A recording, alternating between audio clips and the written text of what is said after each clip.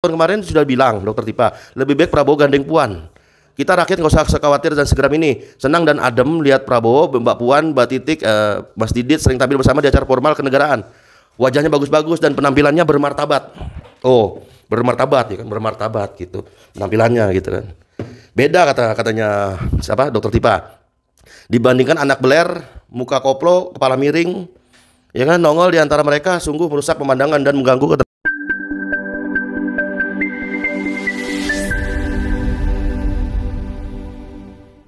Bismillahirrahmanirrahim. Assalamualaikum warahmatullahi wabarakatuh. Jumpa lagi Al-Fakir Abi Faisal. Pada kesempatan hari ini saudara, hari Kamis 3 Oktober 2024. Bagaimana keadaan saudara dan keluarga? Semoga semuanya sehat walafiat, mulia, barokah, amin.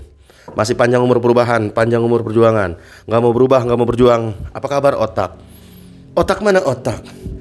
Pupu papa mana pupu papa? Batang hidungnya mana batang hidungnya? Ya kan? Nah sekarang jadi kita bisa ambil kesimpulan nih. Apakah diduga Prabowo ada keretakan dengan yang katanya Gibran itu? Siapa itu namanya? Siapa itu? Nggak penting juga namanya diketahui juga ya. Karena bukan siapa-siapa. Bukan orang politik dari dasar. Binaan, kan namanya bina, ya kan, pembinaan politik kader, pembinaan kader itu kan dari bawah, ya kan. Pembinaan, saya sama kayak misalnya rumah tangga, pembinaan, dibina rumah tangga dari bawah. Ini tiba-tiba nih orang langsung dari atas loncat, langsung nyusun atapnya, bawahnya nggak diurus, ya kan? Langsung loncat ke atap, tiba-tiba jadi wapres. Siapa nih orang? Nah, apakah Prabowo itu ada keretakan dengan Gibran itu? Yang siapa sih, anaknya siapa sih itu, ya kan? Komentar bagi saudara yang tahu mungkin anak siapa itu di kolom komentar ya. Apakah ada keretakan dengan Gibran Prabowo ini setelah kasus pupu papa ini meluncur deras ke atas, ya kan, oleh netizen? Pelantikan anggota DPR MPR Prabowo malah gandeng Didit, anaknya. Ya.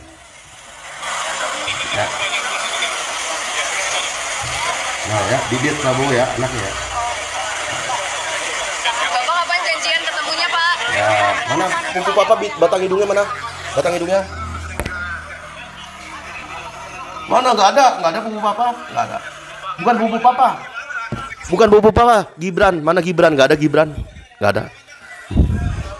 Mana? Dari tadi lihat nih nggak ada. Mana nggak ada?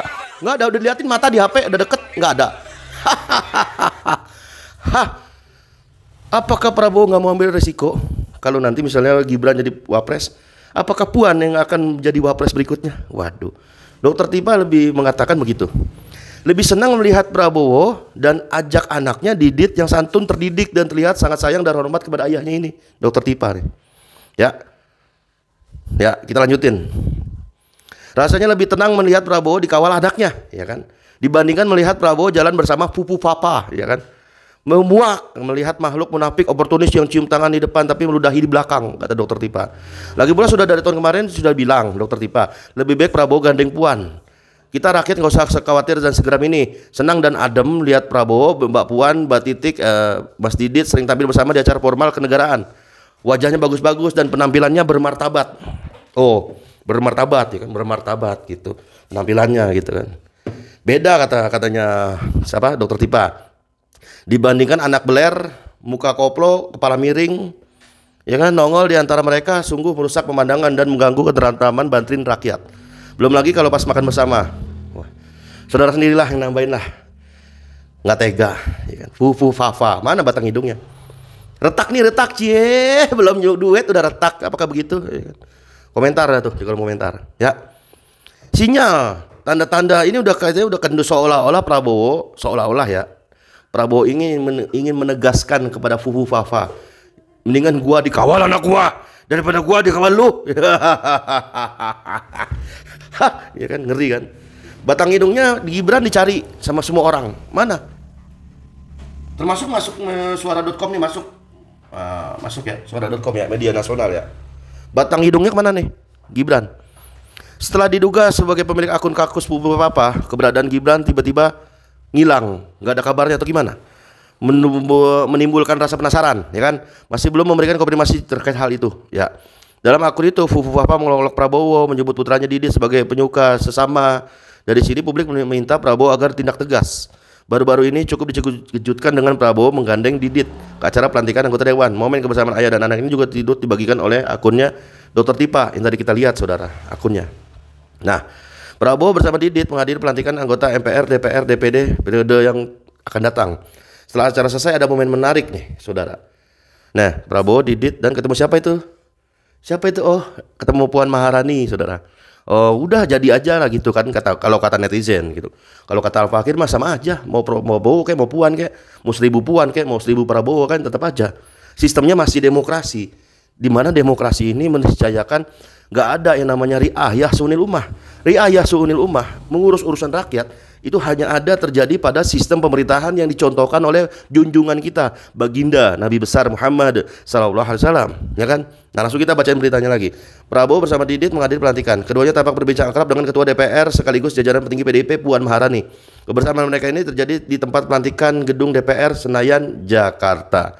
Nah, bagaimana nih sekarang bola di tangan saudara nih? Komentar dah tuh di kolom komentar. Prabowo bersama Didit ya, bukan bersama pupu papa. Bagaimana? Nah, jadi terlepas itu Prabowo kayak ada gesekan dengan Gibran, dengan pupu papa atau dengan apalah, seterahlah. Ya kan, terlepas dari itu. Yang penting bagi kita harus tetap fokus. Fokus. Perubahan ini bukan milik Prabowo. Perubahan ini, panjang umur perubahan ini, panjang umur perjuangan ini bukan milik juga PDIP. Bukan milik Demokrat dan bukan milik siapapun. Jadi perubahan ini yang akan terus berlanjut tanpa Pak Anies Baswedan pun, tanpa PKS sekalipun, tanpa koalisi perubahan sekalipun, tetap perubahan milik rakyat. Karena bahkan jangankan dalam demokrasi kekuasaan di tangan rakyat, di dalam Islam pun sama, kekuasaan di tangan rakyat. Nah, perbedaannya cuma kedaulatan di dalam Islam, kedaulatan milik Allah. Innil hukmu ilalillah. Hak membuat hukum hanyalah haknya Allah. Nah, beda dengan demokrasi, kedaulatan milik wakil rakyat.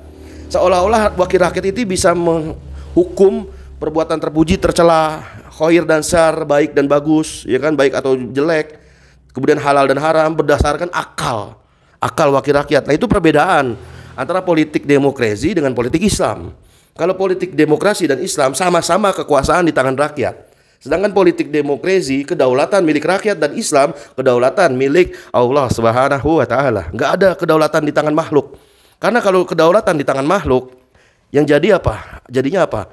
Akan banyak perbedaan. Nah, kebaikan menurut fraksi ini, kebaikan menurut fraksi itu. Menurut undang-undang Omnibus Law, fraksi ini ngomong begini. Menurut fraksi ini begini, undang-undang Omnibus Law, RKUHP begini. Ada yang setuju, ada yang pro dan kontra. Padahal garis besarnya harus kita tarik. Apapun perbedaan pendapat mereka, fa in tanazatum fi syai'in farudhu ila Allah wa Rasul. Jika kalian berbeda pendapat terhadap sesuatu, maka kembalilah kepada Allah dan Rasul.